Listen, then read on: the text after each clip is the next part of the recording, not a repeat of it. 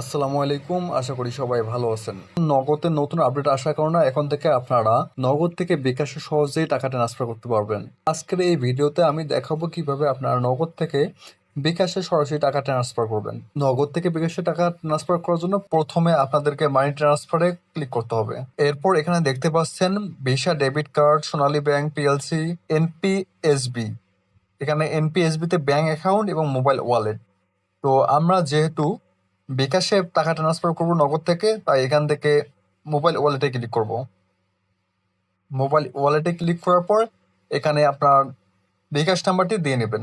তো আমি এখানে আমার বিকাশ নাম্বারটি দিয়ে নিচ্ছি।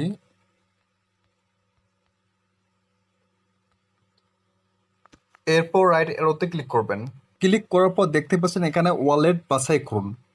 তো আপনারা সিম্পলি এখানে ওয়ালেট বাছাই করুন, রাইট এরো দেখতে পাচ্ছেন, এখানে রাইট এরোতে ক্লিক করবেন।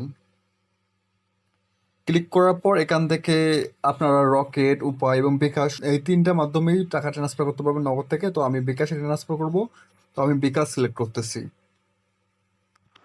এরপর এখানে অ্যামাউন্ট দেবেন। তো আমি এখানে আপনাদের দেখানোর জন্য এখান থেকে 50 টাকা অ্যামাউন্ট ট্রান্সফার করে দেখাচ্ছি। তো এখানে 50 টাকা দিলাম। তারপর আবার এগিয়ে যানে ক্লিক করুন।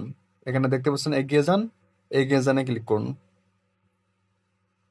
এরপর আপনাকে আপনাদের নগদের পাসওয়ার্ডটি দিতে হবে।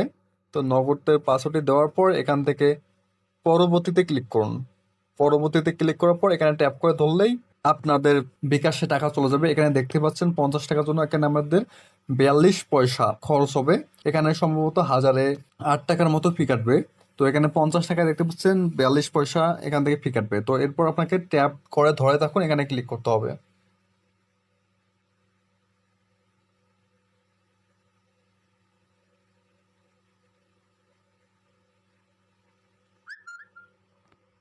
তো দেখতে পাচ্ছেন এখানে আমার মানি ট্রান্সফার এনপিএসবি সফল হয়েছে।